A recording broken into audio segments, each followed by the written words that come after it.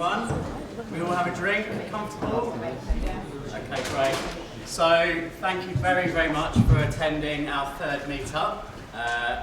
Definitely the biggest attendance so far. Hands up who was at the first and second meetups. Okay, pretty good. And hands up who's new. Oh. Brilliant. Welcome. So, luckily, I won't be speaking too much tonight, so it's all about our guests. And over the 12 months, obviously, we've set ourselves a really high goal to try and escape the rat race within 12 months. And I know that everyone here is very like-minded individuals and looking forward to sharing techniques and strategies with one another throughout the 12 months that can all help us get there a lot faster. And we've had some great success stories already over the last month within our secret Facebook group. So if you're not already a member of that Facebook group, please message me and connect with me through Meetup, and I'll invite you in, because there's some really good, interesting conversation and strategies and information that's happening every day there. So anyway, I'm not going to waste too much time. Tonight is all about our two very special guests. So later on, after the break, you'll be hearing from Kevin Whelan. And I've already told you all about Kevin and the wonderful connection that I made with Kevin nearly a year ago. And we've been working to build up Wealth Builders Company. And also Kevin's been sharing and kind of really helping me to understand how to achieve financial freedom and the steps to take and the foundations that are crucial.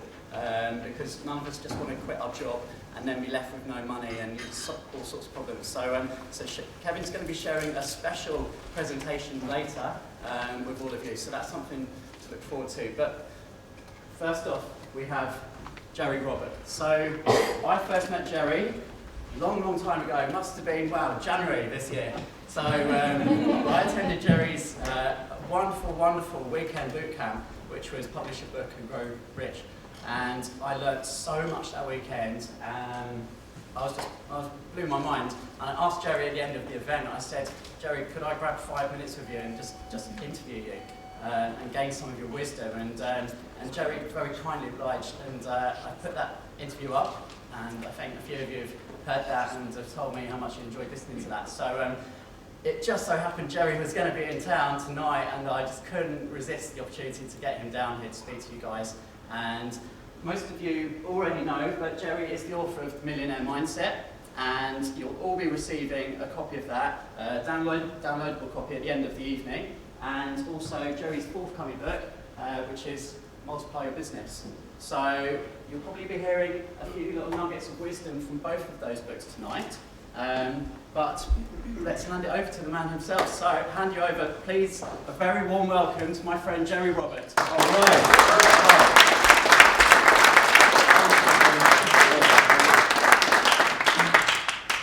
What a positive guy, isn't he? Let's give him a hand for putting this whole thing together. I'm so impressed. He asked me when he found out I was coming, or I'll be in London today, he said, do you believe in free speech? Will you come and speak for free? Yes, I would be happy to. It's good to be here. You know, I love speaking with entrepreneurs. I've been doing this now for close to 30 years. Spoken to about 3 million people. And it's always good to be with people who want to get out of the rat race. They're a different crowd. You guys are slightly insane, and I am very happy to be with you guys because, you know, you're looking to do better, do more, have more, be more, and I wouldn't think of a better place for me to be tonight. And you know how speakers always say that they're glad to be where they are giving a speech? Sometimes it's not true.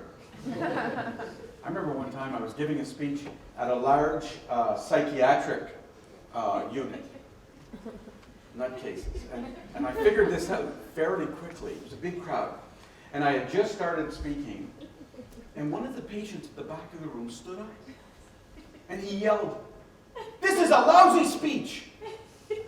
I was a new speaker, I didn't know what to do, and so nobody turned around, nobody said anything. The guy sat down. I was thankful for that, I'll tell you. And so I figured they paid me to give a speech that I should probably keep going, you know. And so I put myself together and I kept going in my talk. About 10 minutes later, the guy stands up again. And he is furious. I don't know what I've said to the guy, but he's ticked at something. And so I'm listening to him, and he's yelling now at the top of his lungs. This is junk. Nothing you say makes sense. You're the worst speaker in the whole world. And I can't believe what's happening. And he's coming toward me, right in the middle of my speech. And you know, when an audience member is coming toward you in the middle of your speech, you got to do something, right? So I turned to the psychiatrist who was sitting right in the front row. I said, Doc, what do you want me to do? You know, should I keep going? Psychiatrist says, yes, keep going. He says, this is great therapy. I don't need any more therapy, Doc. He said this. He said, that's the first sensible thing that patient has said in 2 years. That I was a lousy speaker. So I wasn't glad to be there, but I'm glad to be here tonight. Nothing like that's going to happen tonight, right? I want to make sure. All right, well, let's get into it. By the way, I'm from Canada. I'm not from America. I'm Canadian. We're nice. But I like to start the seminars by having what I call a transparency statement. How many of you think I'm going to try and sell you something tonight? Let me see your hands. Yeah, I promise not to disappoint you. Here's what I do. Here's the way I approach it. I ask people to make a deal. You all see there's an order form about my seminar. It's really expensive, and so it's not for everybody. But what I ask people to make a deal is this. I hate going to seminars where the guy's trying to sell you the whole time. I'm not going to do that. What I do instead is I ask people, if I give you some good ideas to help you escape the rat race, I'm going to tell you my story and how I did. If I give you some good ideas that you could use, could we make a deal that I take a few minutes at the end of the talk to talk about my seminar? Is that a good deal? Okay, yeah. Let me see your hands if you think that's a good deal. Okay, so that's what I'm going to do. Rather than going to a seminar where the guy's trying to sell you the whole time, that just drives me crazy. So, and maybe it's because I'm Canadian, I don't know, but so we'll put the order form away for now. And I am doing a seminar this weekend in Toronto, and again in April. I come here probably, I don't know, 4 or 5 times a year from Toronto. And when you travel a lot, not so much anymore, but I have 3 boys, and when the kids were small, it was tough for Anne to take care of these 3 kids. I'm married to my teenage sweetheart. We've been married for 31 years. And so when I was traveling a lot when they were small, it's tough taking care of 3 boys. Does anybody here have 3 boys? You're all looking pretty young. No. Anybody have kids? Okay, I want to make sure now. You're looking at me a little strange. How many of you won't put your hands up no matter what I'm going to ask tonight? So I had 3 boys, and when I would travel, Anne would take care of these kids. And, you know, normally I would come back from a trip, and maybe I've gone 2-3 weeks or 2 weeks sometimes. When I get to the airport, she'd basically hand me these kids and say, they're yours now, you take care of them. Except one time I had been in Australia, and I'd been gone for 21 days, and I get to the airport, and Anne meets me at the airport with the 3 kids. And she was smiling from ear to ear. And I'm thinking, why are you so happy? I've been gone for a long time. So my young son picks up a hamster cage, and he said, Dad, Mom started a hamster farm while you're away to deal with stress or something, she said. I thought, okay, well, if that floats your boat, that's okay with me. And then the other son says, Dad, because I noticed there was 3 hamsters in this little cage. She said, my other son said, Dad, there are 2 males and 1 female in the cage. 2 males and 1 female. But when you breed animals, isn't it the other way around? Normally, you have 2 females for every male. So I said to her, you don't need 2 males. She says, you do if one travels all the time. And I normally take her with me now on these trips. But let's go ahead and just a quick little thing about our seminar, because it's a good seminar, but I won't want you to take my word as far as the workshop, I thought it was horrible. Especially the part where he told me how to do everything so that I don't have to figure anything out. I thought that was really, you know, he took the struggle out of it for me, and I hate that. I hate knowing how to do everything now. So what I want to do tonight is give you some practical strategies that you can use to help you get out of the rat race. My promise tonight is that I'm going to show you the fastest path to the biggest cash. I have been doing this for 30 years. You'll hear my story in a minute. I'm going to show you how to generate more leads than you know what to do with. How many of you are, because I don't really know, how many of you are self-employed? Okay, good. How many of you are in sales and marketing? How many of you work at a job right now? How many of you want to leave that job right now? Some of you didn't put your hand up. You may be here with somebody from work. So I'm going to show you some different ideas on how you can generate more leads for those of you who are in business. How to instantly differentiate yourself in the marketplace. How to dismantle prospect skepticism, which we'll talk about later. How to position yourself as an expert. How to brand yourself as an authority. Make prospects chase you instead of you chasing them. How to close more sales faster and easier. And then give you what I think is the easiest and most predictable way to lead the rat race. Is that of interest to you? Okay. So we're going to talk about that. I'm going to go really quickly. I find that people can listen almost faster than I can talk, so ideas are going to start coming really quickly. And you may feel a little bit like this. The ideas are going to start flying. There we go.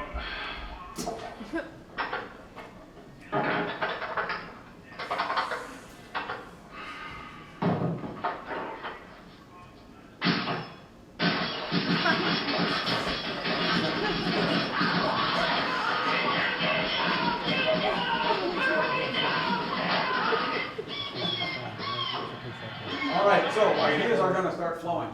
So what I want to do tonight is talk to you about how a book is a phenomenal tool to generate more income and give you the springboard to escape the rat race. And I want you to keep an open mind, because what I'm going to talk to you about is very different than anything you've ever heard of before. I'm not talking about writing a book to make money selling books. There's very little money in that arena, but I find that if you do it the way I'm suggesting, and I'll give you lots of examples of people, ordinary people, because I deal primarily with entrepreneurs or people who want to become entrepreneurs, people who want to, improve their life, their finances, their business.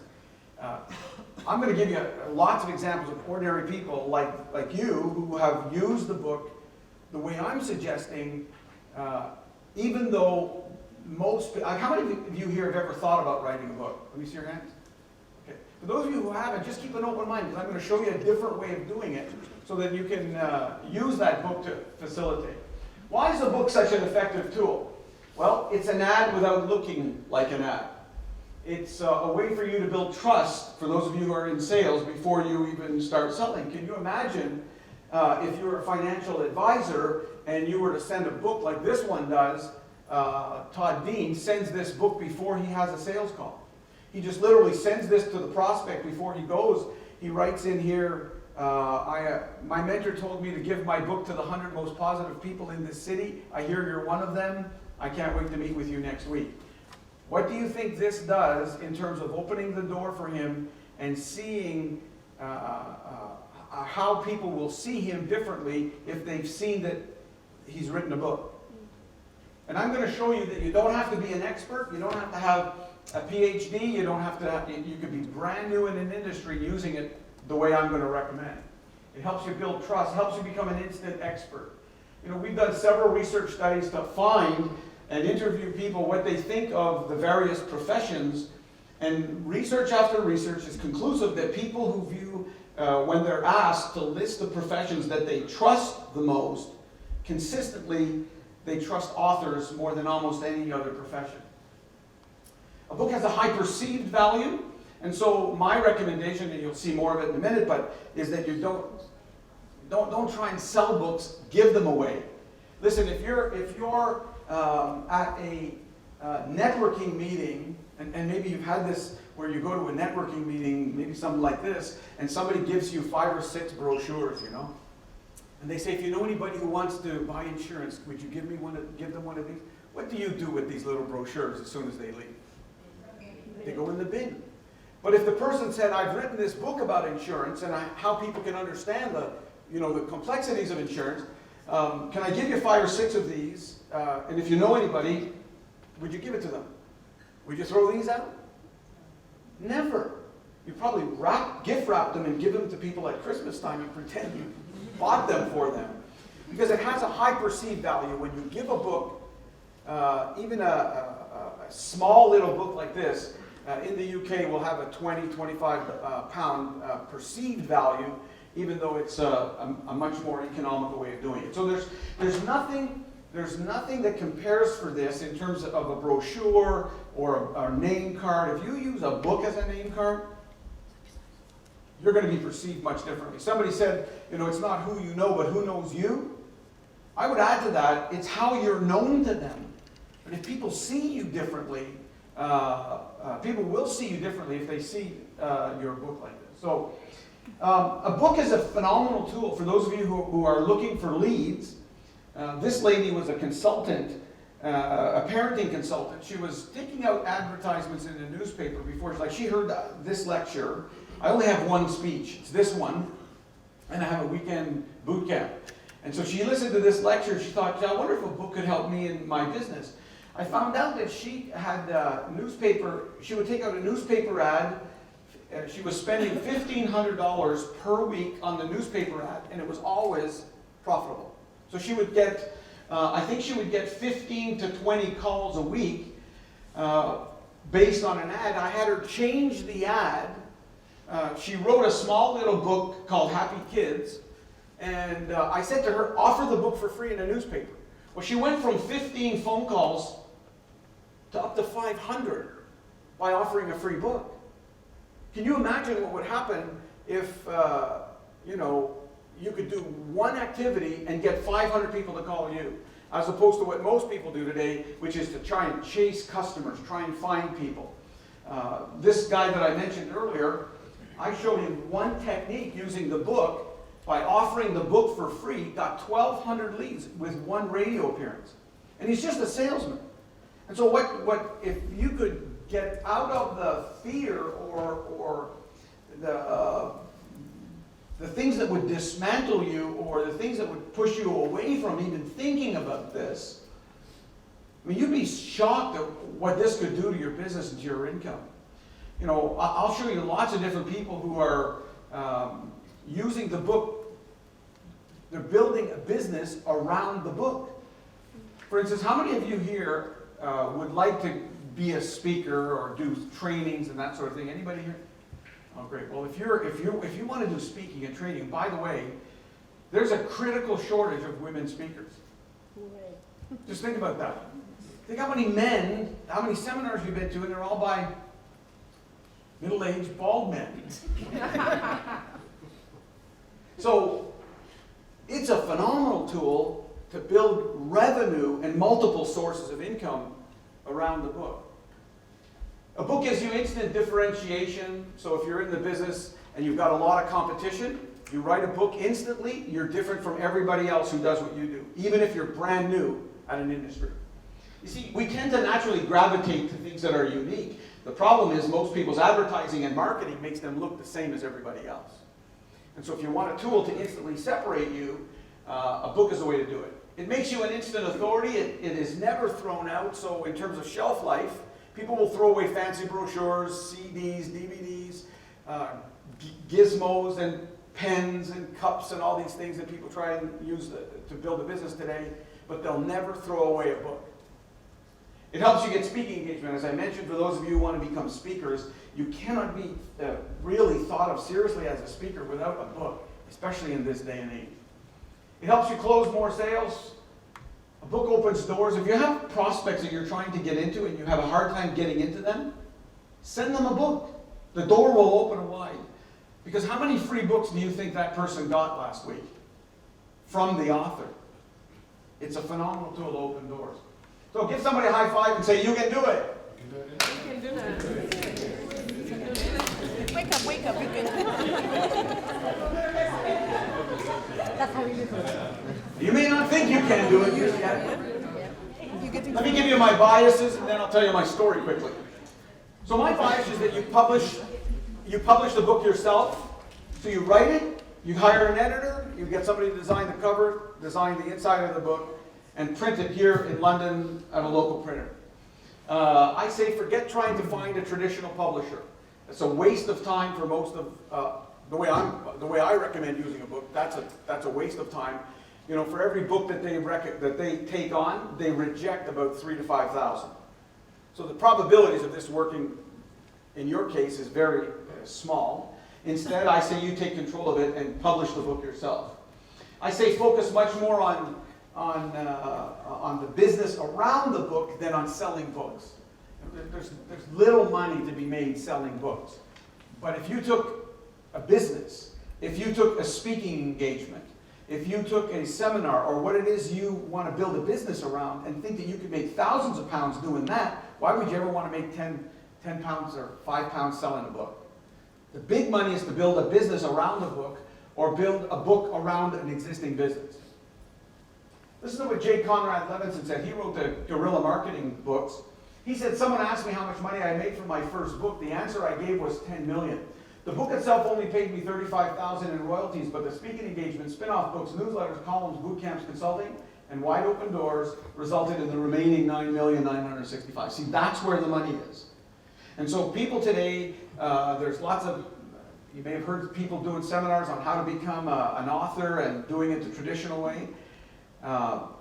That's not even remotely close to what I'm talking about. I'm talking about it as a tool to open doors, generate more income, create multiple sources of income, and build a business if you do it the way I'm talking about it.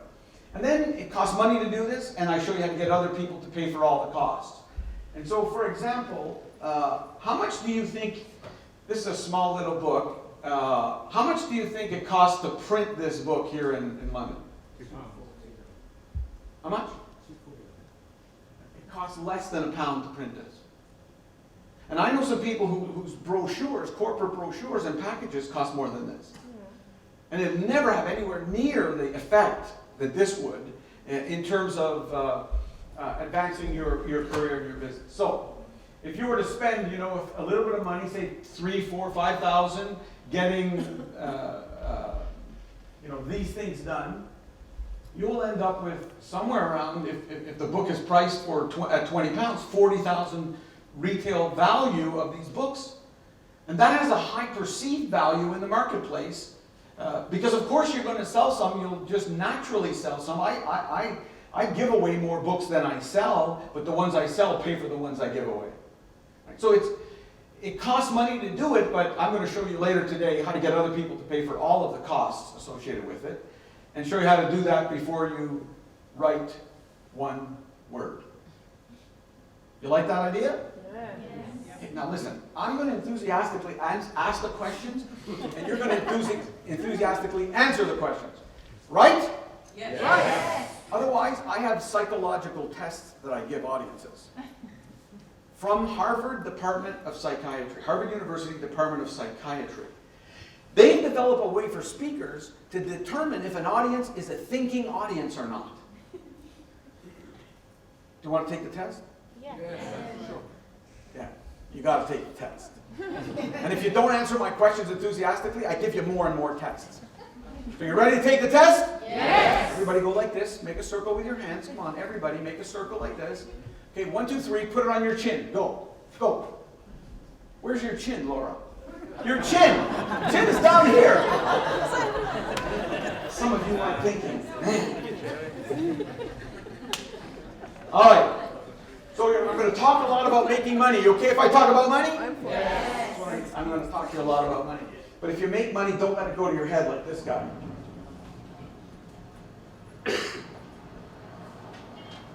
Wow.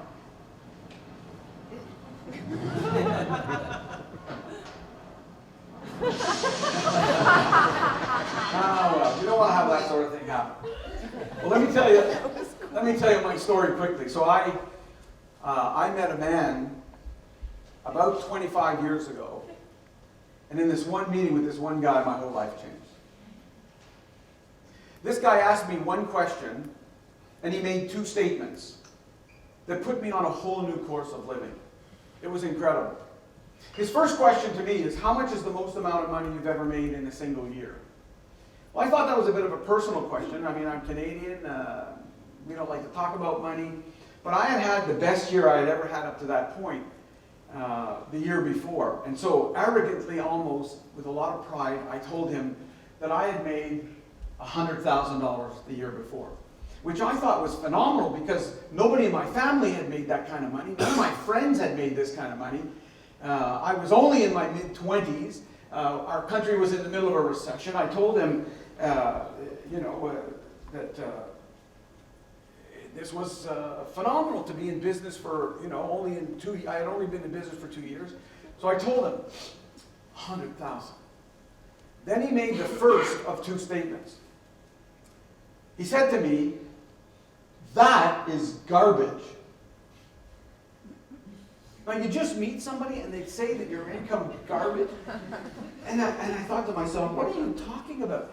He said, it's garbage for you to make that much in a year if you could make that much in a month. I thought that guy was nuts. I was working like a dog to make $100,000 in a year. He's telling me I could do it in a month. I don't know what you would do if somebody told you that, but I didn't say to him, okay, great guru, just tell me what to do. I did what was natural to me when anybody shared an idea that seemed ridiculous, or I found out later, was outside of my paradigm, outside of my belief system, outside of what I thought I could do.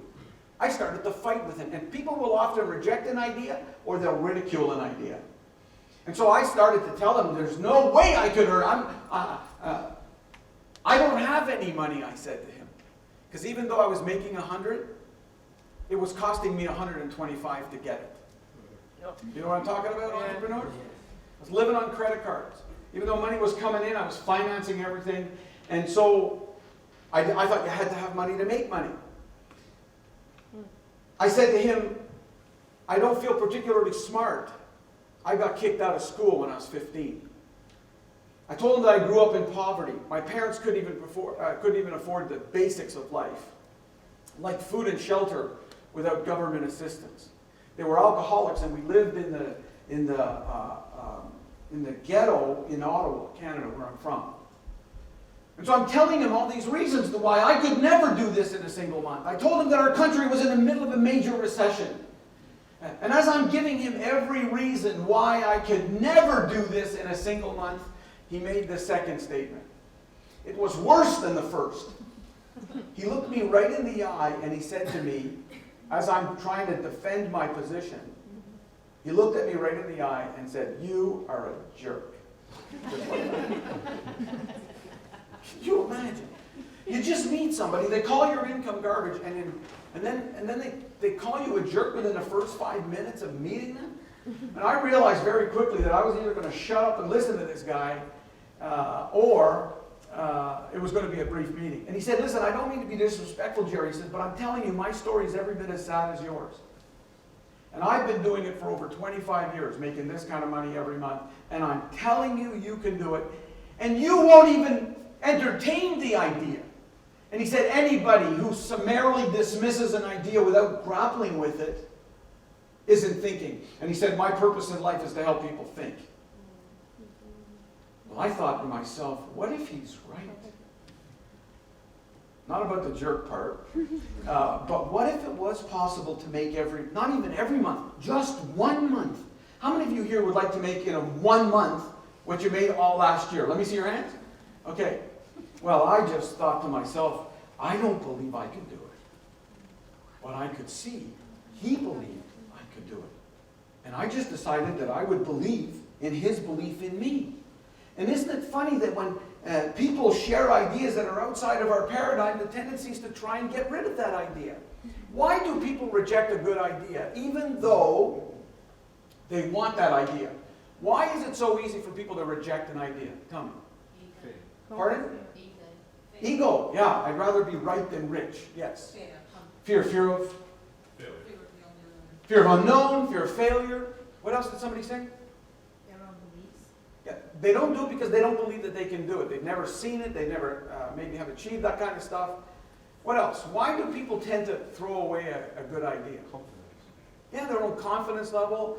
They worry about what other people will think. They are afraid to get out of comfort zone as well. Yeah. Good answer. They tend to want to do the same thing that they've always done. And let me tell you, if you want to have a significant change, like making a month what you're making in a year, you've got to do everything different. And that's what happened to me. I thought, I'm going to do what this guy tells me to do, and I was not going to be one of these people who just go to seminar after seminar after seminar, and their life never changes. Some of you should stop going to seminars. Can't believe I just said that, right? You should stop going to seminars and start doing the seminar. I don't mean like doing it like me up here. I don't need any more competition. But if you put it into action, think of all the education you've received that you may not have done anything with yet. And so I said, I'm not going to be like those people. I'll do everything you tell me. And I did. Hey, within 12 months later, I was making every month what I used to make every year. My income shot up over $1 million in the next 12 months. And you know how people say money will make you happy? No, they don't know what to They're wrong. They're wrong. And you know the people who say that all the time? Money won't make you happy. They're poor. Yeah. So, where was I going with that? The point is this, that when you are ready and you're ready to move into action, things can happen that will shock you. I mean, I was flabbergasted. And do you know that I've since made this much in a month? Wow. I routinely now make that much in a weekend. Yoo-hoo. I probably did it 6 times last year. Well done, well done. How many of you like to have something like that happen to you? Okay. Because if your hands didn't go up, you might have come into the wrong room here. I want to be sure. I'm going to talk to you about money and how it can change your whole life. Now keep in mind that I'm still the same guy who started broke. I had a self-esteem that didn't think a lot of myself. I didn't feel very smart. I got kicked out of school. I grew up with nothing. I just had a white-hot desire. That's why I came to come and speak here. Do you know I charge $20,000 to speak like this? And I came here for nothing? Because I want to be with people like you? Because there's something about people who want to get out of the rat race that some of you I see in your eyes. And because you know what I'm talking about. I just knew there had to be more to life than what I was doing. I just knew that at some point it had to be my time. I looked at other people and I thought, what the hell do they have on me? I'm struggling like a dog to just get a paycheck to paycheck living. Do you know why they call it take-home pay, by the way? Somebody told me the other day. I said, no, why do they call it take-home pay? He said, because that's the only place people can take it and not be embarrassed. I just knew at some point it had to be my time. And I had to change everything. You know, in the past 25 years, I've put over $100 million into my bank account and that of my business partner by using some of the things I'm going to talk to you about tonight. And my publishing company, Black Card Books, is one of the fastest growing book publishing companies in the entire world. And if we stay on the same trajectory we are now, within 36 to 48 months, we'll bring in that much every year. And I'm not telling you this to brag. I hope you really get this. I'm not telling you that to brag. A little bit, you know. I'm telling you that because I'm still the same guy who started with nothing, who didn't feel particularly smart, did it in a terrible economy, not starting with a silver spoon in my mouth. And so that's why my message to you is, you want to get out of the rat race? If I could do it, anybody can do it. Still, I was in Amsterdam the other day and somebody said to me, well, if you're making so much money, why are you traveling all the time? And I said to them, first of all, that's very rude. I said to them, I'm in the best health I've ever been. I've lost 120 pounds in the last year. How many kilo would that be? 50? 55 kilo, I've dropped them. I'm in great health. I said to them, well, what do you want me to do? Stay at home? I'm only 56 years old. I got all this energy. I love helping people. I said, do you want me to stay home? Listen, if I stayed home and I retired, people wondered if I could retire right now. I don't need to work another day in my life. But what I asked them is, what kind of life would that be? You know, if I retired, this would be me and my wife on Sunday afternoons. This is how I would entertain myself if I was retired.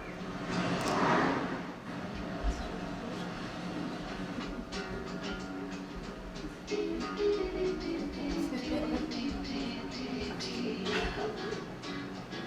just out on our Sunday afternoon drive.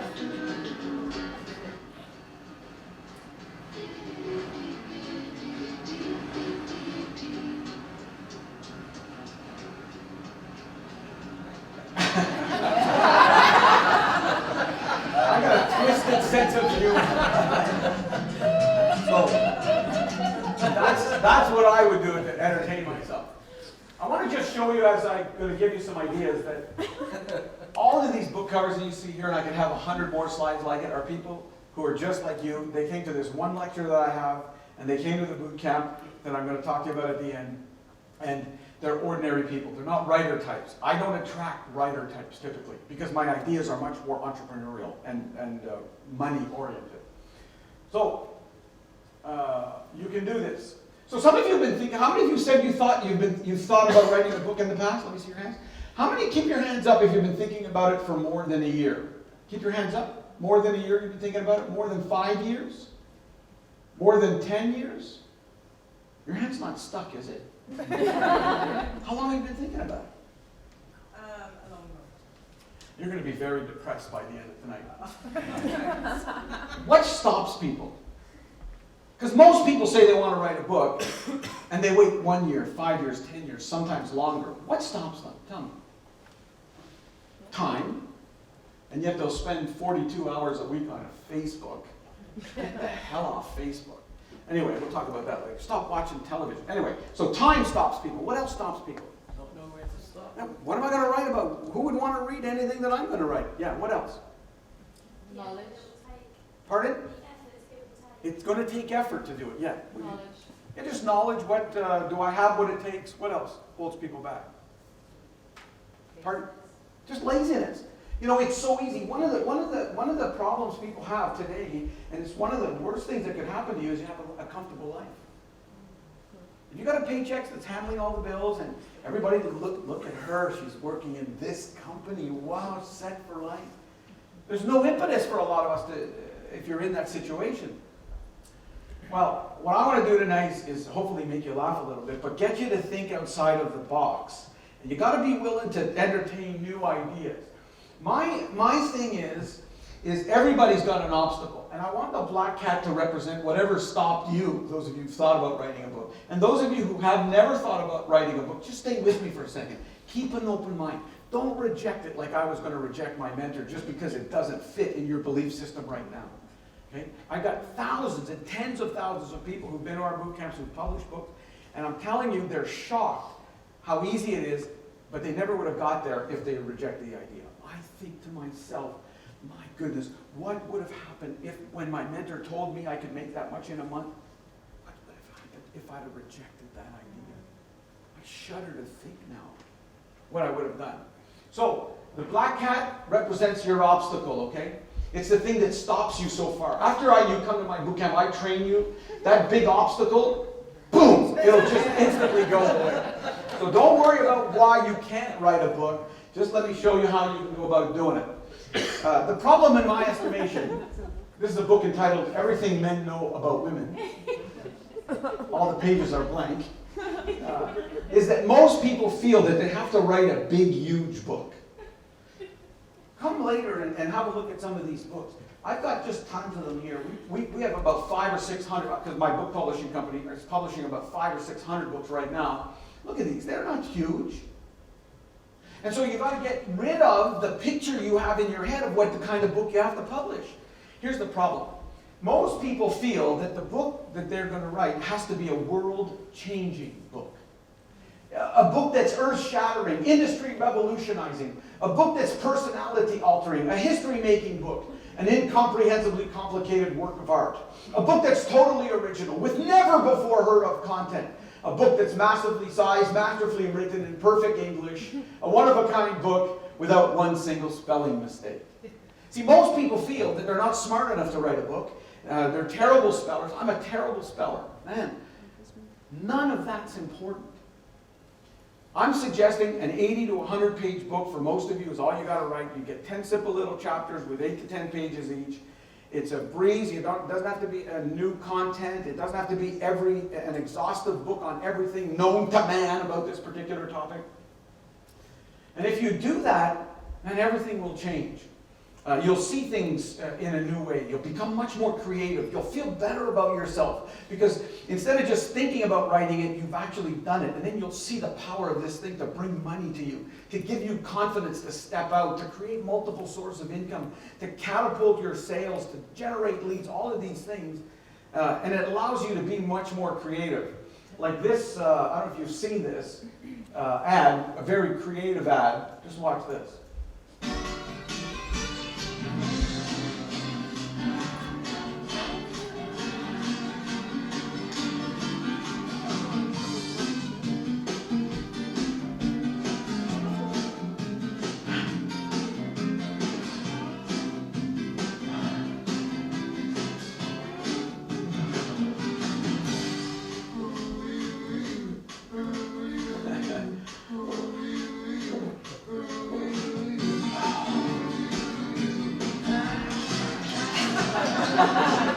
So karma is real. Let me talk to you now. I'm going to go quite quickly. I want to give you 8 steps that you should think about if you're going to do it this way. The thing is, well, I thought that wasn't anything profound. Why are they talking? I want you to know that even though you may not think you can do it, you've got to give yourself permission. And when you see the kind of money that this can bring to you, you'll get excited about doing it. Okay, step number 1.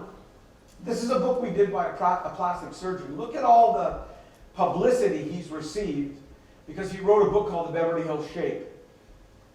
Now, his book is about plastic surgery, and so there's a lot of before and after pictures of breast augmentation. So that helps with publicity. Of course, make sure that if you do that, your book has something to do with that topic.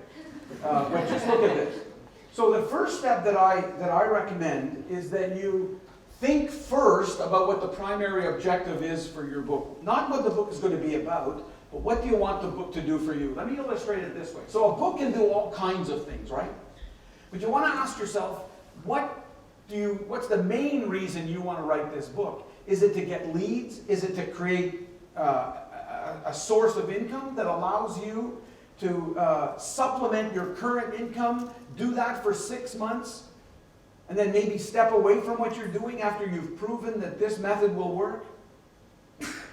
I believe that there's nothing that is more lucrative in terms of an investment vehicle than a book is.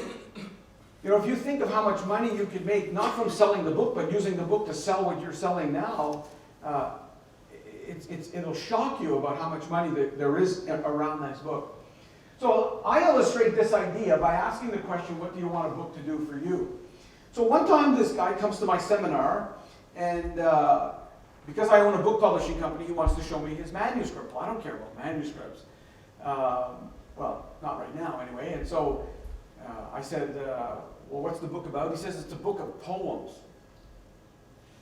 And I guess I rolled my eyes like that, and he could see that I'm not really a poem kind of guy. And he said, no, listen! And he puts his finger right in my face like this. I said, dude, relax. I said, what is it? He said, these poems are different. Well, I thought to myself, okay, what do you mean? He said, these poems are designed to teach men how to connect more intimately with their boys, their sons. Well, I got 3 boys. I love the concept. He reads me the poems. Sure enough, I start getting teary-eyed at the back. It was a book designed to teach men how to connect more with their children. Is that a good book idea? Yeah. Right. So then my first question to him is, what do you want the book to do for you? He says, well, I want the book to get me publicity. Because I do a seminar, and if I get publicity, and I can talk about my seminar, men will come to my seminar, and he says, Gerry, if they come to my seminar, I'm going to change their life. And I'll change the life of their boys. Is that a good objective? Yes. But that objective will never be reached with this objective, or with this book. You're never going to hear somebody on the BBC or on the radio saying, when we come back from the break, we got a guy who's going to talk about poetry. You don't get publicity with a book of poems. I said, if you want to think about this first, See, don't start with the content. Ask yourself what you want the book to do for you. If you really want to get publicity, don't write a book entitled, a book of poetry. Write a book entitled, How to Make Sure Your Boys Don't End Up Like Michael Jackson. Would that get publicity? Yes. Yeah.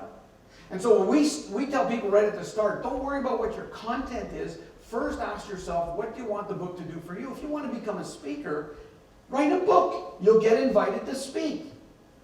Do you know in the UK, even brand new speakers at conventions, associations, company meetings, seminars, brand new speakers who are authors can make between $2,500 and $5,000 per speech. And if you do seminars, just think about it. If you have a coaching business, do we have any coaches in here? Life coaches, business coaches? No. If you set up another type of training program, you can make 10 times that. And so from a starting point of view, ask yourself, what's the main reason you want to use this book? The next thing is you got to write the right content. And so most of you think it's got to be this phenomenal book, exhaustive book, with every thought known to mankind about that particular topic. And I'm saying no. If you were to take me and put me in the middle of the UK with no money and told me that I had to go into a profession that I'd never done anything with, the first thing I'd do is I'd write a book about that subject. If you said to me I had to be a car salesperson, the very first thing I'd do is I would write a book called 8 or 9 Questions to Ask Before You Buy a New Car. Even though I don't know anything about cars, you don't need to be an expert before you write a book on a subject. I would write a book called 9 Questions to Ask Before You Buy a New Car. I would phone 9 of the top car salespeople in the world. I would phone them and I would say, hey, Chris, I understand you're one of the best people in the world. I'm the author of an upcoming book called 9 Questions to Ask Before You Buy a New Car. Would you mind if I interview you for 20 minutes and give me your tips? I wouldn't do it for people in my city. I would go around the world. And can you imagine if somebody phoned you and said that they wanted to interview you for a book? Yeah, I'll give you 20 minutes. So I would do that, and I would offer the book for free in a newspaper.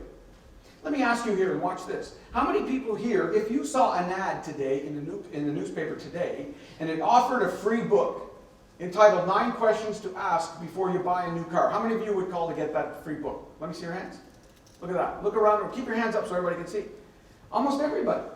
Now, what have I just done? Instead of chasing customers, you use a book to make customers come to you.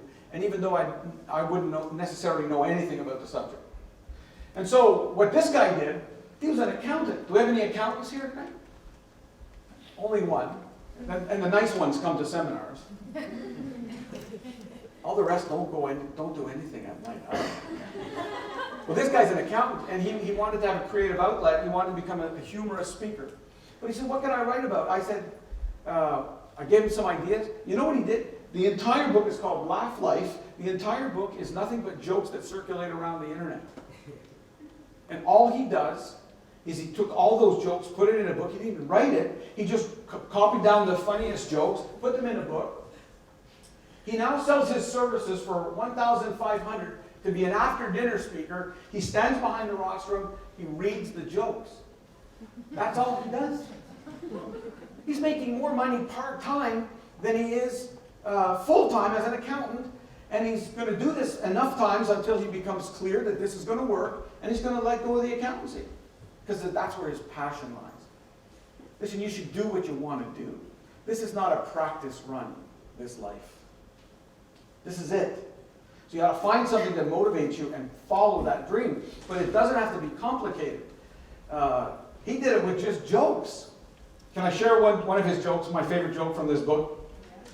I'm enthusiastically asking you the question. Can I share one of the best jokes from his book? Yes. Okay, so little Johnny's outside out in the park. He sees a package of Viagra pills. He goes and talks to his father and says, Dad, I got these pills. I'll sell them to you for $100. Father says, I'm in pretty good health, son. I don't need those. Go and ask Grandpa. So he goes across the street and he says to Gramps, I'll sell you these pills for $100. He says, well, do you think that they'll work? And he says, I don't know, but they look exactly like the ones that are advertised on TV. And so Grandpa says, tell you what, I'll try them tonight, And if they work tomorrow morning, I'll give you $100. Johnny says that's great. Comes back the next morning. Grandpa gives him $500. He said, Gramps, I thought we agreed on 100. He said, keep it. The rest is from Grandma. Wow. So, just to illustrate this whole point about you don't have to be an expert, this young man, David Chua, comes to my seminar, and he's in network marketing. And he wanted to do a book on network marketing. I said, if you're in network marketing, don't write a book on network marketing. My goodness. Write what the people in network marketing want, which is money, wealth. He says to me, well, how could I possibly write a book on wealth? I said, you don't have to be an expert in a topic to write a book about it. And he looked at me like I was like a deer on the highway, It was like, what? You see, you don't have to know anything about wealth building to write a book on wealth building. Think about everything that I'm talking about here, because there's lots of types of books, isn't there? One is, this is my story. Another one is, this is my advice. Another one is, this is what wealthy people say you need to do. That's exactly what Napoleon Hill did with Think and Grow Rich. He was broke. He was a reporter when he wrote that book. And so I told David's 20 years old. Go and interview wealthy people. Find out what their advice is, and then write that as the content. If you take interviews from several different people, you record it, you put it through your experience, your blender. It's just like an opportunity for you to say, here's what I've researched, and here's what I think is the best advice out there. And again, you got to keep in mind, the way I'm talking about, we're not looking to get Rich Dad, Poor Dad off the bestseller list. We're talking about using a book to fill a seminar, to create additional sources of income, to allow you to build your current business. It's not about selling books. There's very little money doing that. So you get the right content and serve and view yourself as a reporter. That's all you got to do. Then the first thing you got to do is you got to design an awesome cover. So much of marketing in this day and age is optics, how you look to other people. So the cover is very crucial. There's just a few covers of books we've recently published. When you're an estate agent like this guy is, and you tell people that you've written a book on this subject, and you can show them this book cover, even a JPEG like this guy. I believe he's an insurance agent in Singapore. He's gotten all kinds of business for his insurance agency before the book even came out. So the cover design is critical. So one guy comes up with this cover. He had published the book before he came to the seminar. I said to him, has this helped you much? He said, no, it hasn't helped me much. And so I turned it from that to that. You see the difference, how the perception is completely different. The other thing is, if you can, make sure the cover, if you can use humor or something different or shocking, and no, that's not me. I know some of you are wondering. There's only so much I'll do for our authors. But, so the cover is critical. Look at this cover. I mean, whenever you could use the word sex in a cover, by the way, it'll significantly increase its effectiveness as a marketing tool. Now make sure you're writing about the topic, don't just throw the word in there. But just look how powerful that cover is. And so humor, I find, is also a very good thing. But in order for you to think, you got to think outside of the box when it comes to covers. I don't know if you've seen this ad from Old Spice. Watch this. Hello, ladies. Look at your man. Now back to me. Now back at your man. Now back to me. Sadly, he isn't me. But if he stopped using lady-scented body wash and switched to Old Spice, he could smell like he's me. Look down. Back up. Where are you? You're on a boat with the man your man could smell it. What's in your head? Back at me. I am. It's an oyster with 2 tickets to that thing you love. Look again. The tickets are now diamond. Anything is possible when your man smells like Old Spice and not a lady. I'm on a horse. So you got to think outside of the box when it comes, as they did for advertising Old Spice. But the idea here is you got to be willing to entertain new ideas. The next step is step number 4, which is I suggest that you give away your book in the form of a downloadable version of the book. People today love to get things for free. And so when you offer a book, it has a $20 to $30 pound perception. And I think what you do is you get a single web page, a squeeze page, a landing page, opt-in page, whatever you want. You put a short little video on it. The video just offers the free book, and you start sending people there. If people go to your website, watch your video, and give you their name and email address, that's a hot prospect. Even though your book may not come out for 6 to 9 to 12 months later, you've got the lead right now. And you start nurturing that relationship. They'll see you much different than anybody else. And all of a sudden, you'll realize that the money is in the database. And a book allows you to take people who are predisposed to buy what you sell and make them come directly to you. Let me skip this quickly. Step number 5 is to use a book to build sales. Listen, we live in a day and age where people are very skeptical about any of us who sell anything.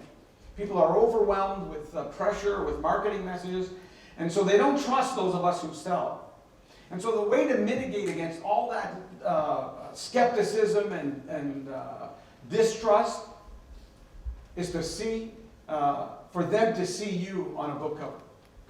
Because we tend to see people who are authors as authority figures, even though you may be brand new in an industry.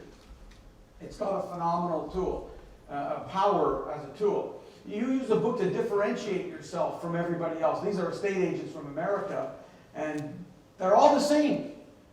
Many people in your industry are all doing the same thing. I say use a book as a marketing tool. You use this as a name call, as a calling card, and watch how people see you and perceive you significantly differently. A book is a phenomenal tool when it comes to sales in opening up new doors. You know, this lady, Mary Beth Haynes, interviewed 82 prospects for her business by asking them if she could interview them for her book. She got in there, got a relationship, she got great content for her book, but then more importantly, she opened the door that were previously closed. Some of you have been trying to get into some companies for years. Just phone the MD of that company and ask if you could interview them for your upcoming book, and watch how fast you're going to get in there. That's the power of this thing. You send your book to famous people. This is Angela Jackson from here in London. She is a relationship coach. She had been abused as a child and became a trauma coach to try and help people overcome this. I published her book, and she said to me, will you come to my book launch party? Well, I said to her kiddingly, I'll come if Her Majesty the Queen comes. She must have thought I was serious. She sends a copy of her book and an invitation for the Queen of England to come to her book launch party. 2 weeks later, she gets a letter back from Buckingham Palace, declining, of course. But the last sentence of the letter says, the Queen was interested to read the reasons behind the writing of your book and thought it kind of you to send her a copy as a gift. Now, can you imagine? Royalty's not allowed to endorse a particular product, and this is pretty close, isn't it? Yeah. She's been featured all over the newspaper and magazines and TV and radio in London because of that letter. So you have no idea if you give this book to certain people. Now, don't give it to the Queen. She's on to me, and she's not sending letters anymore. But you get the idea. In terms of sales, you give that book to somebody, as I mentioned earlier, before you make a sales call, you'll be perceived completely differently. The next step is to use a book to get publicity globally, and there's nothing like a book to get you more publicity. I have been, how many of you have seen the movie The Secret? Yeah. So Bob, how many of you know who Bob Proctor is? Yeah. So Bob is a former business partner of mine. I've been able to get him all kinds, and him and other big-time speakers. There's a bunch of speakers, I can't tell you who they are, but you know them. Some of them walk on fire, some of them are really big. I can't tell you who those people are. But I work with a lot of these people. I have non-disclosure things. I can't tell you who they are. How many of you know who Harv Eker is? I can't tell you who I've worked with, but some of them think a lot. But anyway, see, a book is the thing that gets you publicity. Even if you're brand new. You do not have to be Tony Robbins, Robert Kiyosaki, Richard Branson to get publicity. You saw what happened to Angela Jackson. She's a coach. She's a therapist here in London. Get all kinds of publicity because she wrote a book. So it's great for that purposes. Remember I told you about David Chua? Before his book even came out, he's had all kinds of articles written about him, and the guy's 20 years old. The key to open doors for publicity, and when you can have, is a book. And if you can have this kind of marketing material on your website, people will see you differently. They'll come to your events. They'll buy what it is you're selling, much differently than if you're just, flogging what it is your product is. See, in this case, you don't talk about your business anymore, talk about your book. People don't trust you these days. But when they see a book, so that's what you promote. You promote your book. Look at this lady, she's an insurance agent. Look at how much publicity she got within the first year of getting her book. A small 80-page book called Protect Yourself. Never done it before. This lady was a school teacher for 30 years. She retired. Time Magazine was doing a story on women in transition. She got into Time Magazine. I could just go on forever. Remember Mary Beth Haynes did a book on pet loss? There's a full-page article written about her in a Toronto newspaper. Look at the size of that picture. This is Alexander Wu. He's a mortgage broker.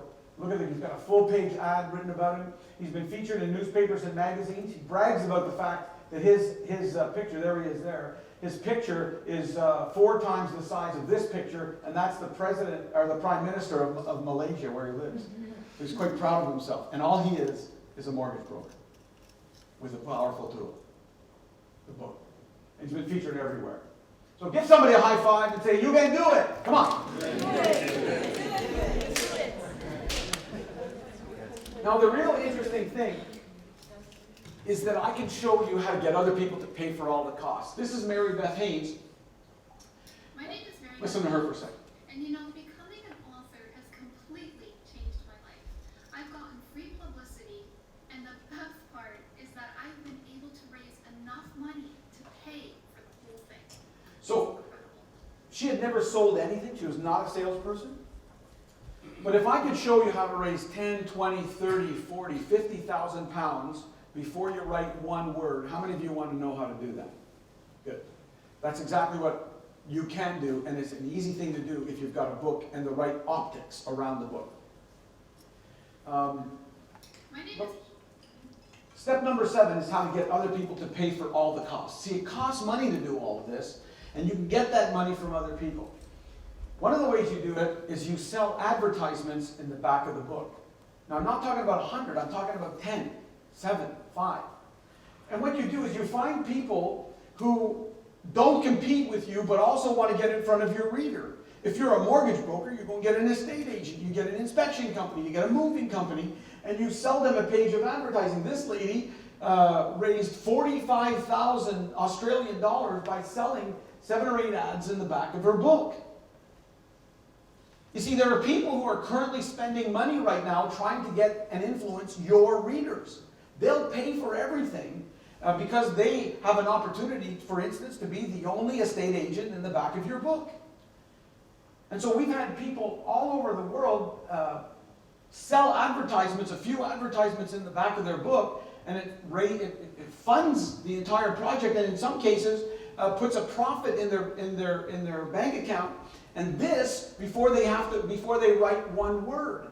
Now you've got to have the book cover done, you've got to have the title done, the chapter outline, and you need what we call an advertising kit. It's like a media kit that helps you sell those advertisements. But it's possible for people to raise everything that they need before they write one word. Another thing that she did is you could sell a bonus chapter in the back of the book. She's doing a book for seniors on how to protect themselves. She's a financial advisor. She goes to a law firm, sells them a bonus chapter on the back of the book, and all of a sudden they pay her $7,500 to include one chapter in the back of the book as a bonus. See, there's lots of different methods. I cover 6 of them in my boot camp. This is just 2 quickly ways for people to raise funds before they write the book. You like that idea? Yeah. Good. The last step, and I'll be done with this, is you got to decide. If you're going to do it, whether it's this or anything else, if you're going to escape the rat race, at some point you've just got to say, I'm doing it. And you know, one of the problems that I have found with people is they say, when I figure out exactly how to do it, then I'm going to take a then I'm going to step out. It's the exact opposite I found. You know when you make a decision, hey, by this time my book will be out, or I'm going to be out of the rat race by December 31st. The minute you put your line in the sand and you make a decision, it's amazing what kind of stuff gets attracted to you to help you make that decision, to a reality. But unless you're willing to make that decision, it'll just be year after year after year. You see, someone said, I'll believe it when I see it. It's the other way around. Once you believe it, you'll see it. So when it comes to this book, you got to decide. And I found out by reading Napoleon Hill, Think and Grow Rich, that wealthy people make decisions quickly and rarely change their mind. And broke people take forever to make their mind up. And then once they do make their mind up, they're constantly switching it. So the first thing you got to do is, and I found this one quote for you guys because it's not normally in my talk, but far better it is to dare mighty things, to win glorious triumphs, even though checkered by failure, than to rank with those poor spirits who neither enjoy nor suffer much because they live in the gray twilight that knows neither victory or defeat. See, that's why I come here tonight, because you guys relate to this. You understand what it's like. So, I'm done. Have you gotten anything, a couple of good ideas? How many of you enjoyed tonight's talk? You learned something? Good. I'm going to talk to you about my seminar quickly and then we'll be done. Because the next speaker is so much better than me. Seriously, he's really good. He's got a lot of good information, so I'm going to be brief. If any of you want to download these slides, you can go to downloadmyslides.com.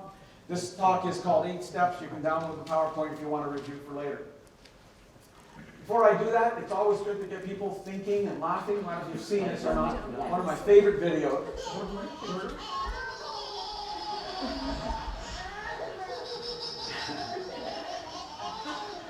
Okay, let me go through quickly. If you'd like to pull out the sheet, I'm gonna direct your attention to a few things. So I'm doing the seminar. I'm doing 2 of them in the next. Actually, it's not February 6th. Yeah, it is February 6th. We're March. We're March already. Ooh, that's March 6th. Is it March 6th, Chuck?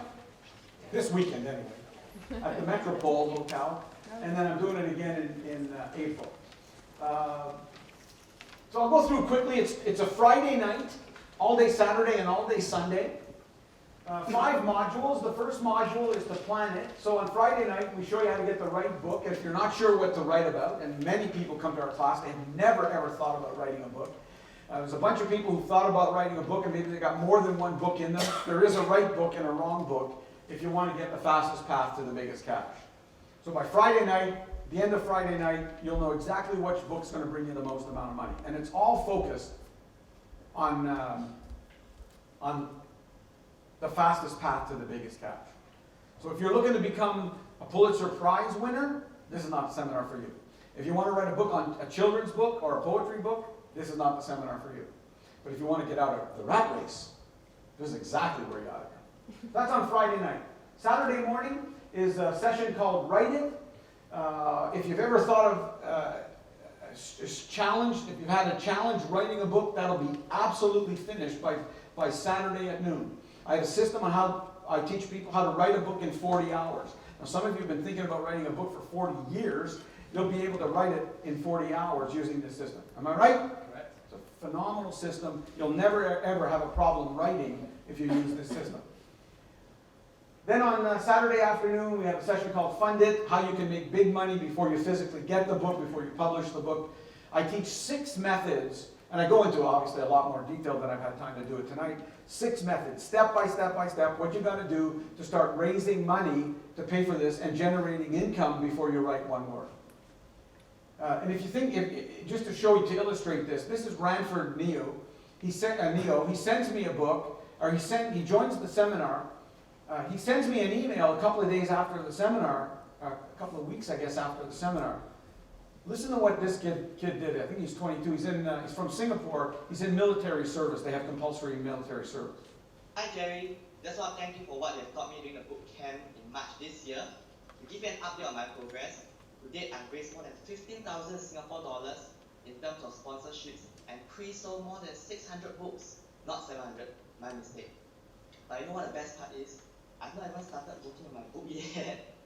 So what you really taught me is really amazing, and I'm still recovering from the state of shock know, that I'm able to raise such an amount. I'm only at 22 years old, still in national service. But like what you always say, when you collect the money, you got to finish the book lah. So I'm working hard on it now. So I feel so excited for all the participants that will be attending a boot camp next week. They are definitely in for a treat. So hope to see you soon, So Gerry. did you catch what he said, right? If you, I'm going to show you how to get money before you write one word. And do you know it's a law in the UK that if you take money, you have to deliver the product. You know something? If you do collect money, you will finish the product. I'm going to tell you a story. I'll show you on the weekend a story of a lady who made $5,100 in one night before she had written one word. I'll show you exactly how she does it. It's one of the 6 methods we cover on the boot camp. And then, of course, on Saturday afternoon, we have Publish It, which is all the technical issues about how do you get it printed, what's the ISBN number, what about copyright issues, all those things. And then we even show you how to get celebrity endorsements. All of these people, celebrities endorsed my books when I was 25 years old. I had no experience.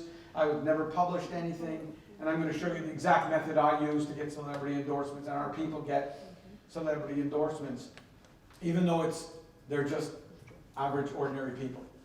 There's a method to it, and we'll show you exactly how to do that. Now, all day Sunday, we'll go from about 9 till about 5 or 6 on Sunday, 5. We show you how to move the book. You see, getting the book is the easy part. Getting rid of that thing is going to be the challenge. And so we devote a whole day to that. It's mostly marketing, yet most people have this figures inversed.